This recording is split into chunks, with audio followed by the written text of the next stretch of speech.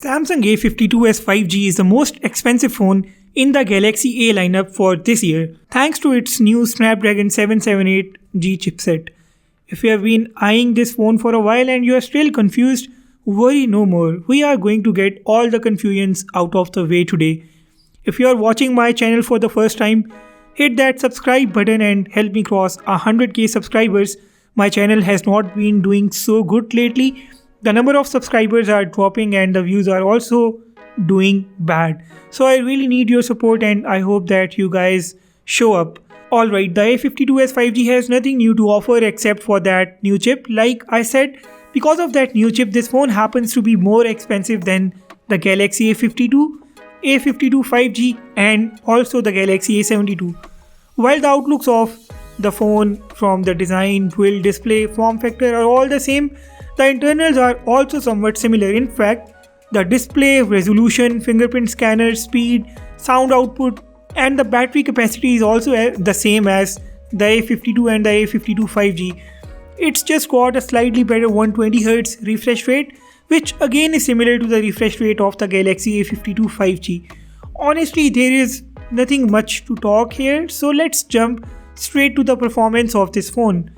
The Snapdragon 778G chipset planted in this phone is a 5G chip and it's built through a 6nm fabrication process in contrast to the Snapdragon 720G 8nm of the A52 and A72 and the 8nm Snapdragon 750G of the A52 5G. The primary difference between the A52 and the A52 5G was 120Hz and the processing power, and the same is the case with the A52s 5G this time. The Snapdragon 778G is much more powerful enough to post a higher AnTuTu and Geekbench score as you can see here on the screen. This is the highest score for a Galaxy A series smartphone this year. While the A52, A52 5G and A72 cannot run games on 60 frames per second, the A52s 5G certainly can do that with the games like PUBG Mobile. As you can see that we have extreme frame rates unlocked for this game, which means we will definitely get 60 frames per second. I also conducted a speed test between the Galaxy A52 and the A52s 5G. The A52s 5G does everything faster. This result is going to be similar even if I conduct a speed test between the A52s 5G and the A52 5G or the A72.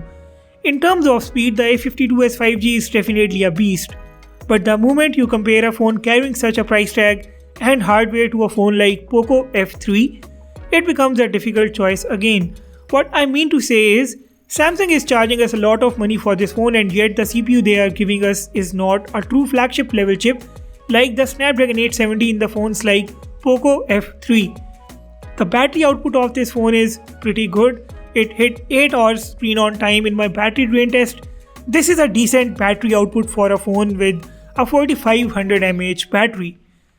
As far as the cameras are concerned, the image processing of this phone, which comes from the Snapdragon 778G, does help it a bit with the colors and saturation, but if we talk about the overall result, the images are not too different from the rest of the 3 Galaxy A mid-rangers. I mean, I wouldn't buy this phone for the sake of its camera.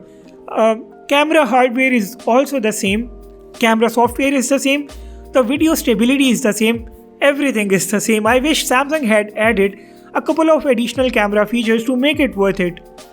I have had the Galaxy A52s 5G for over a month now and I am using it along with the A52 and the A72. Yes, I do get better speed as I mentioned earlier.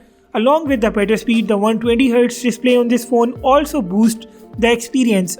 But I wouldn't say that the A52 or the A72's performance has made me feel inferior. Actually, I have concluded that the A52 and the A72 both offer better value for money despite having an inferior chipset.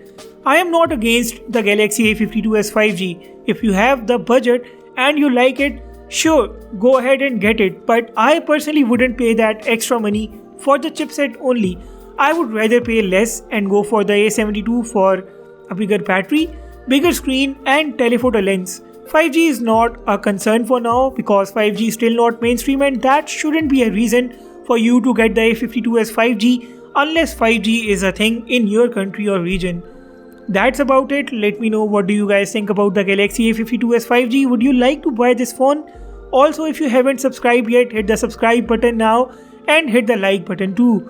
With that being said, I will sign off and see you all in the next one.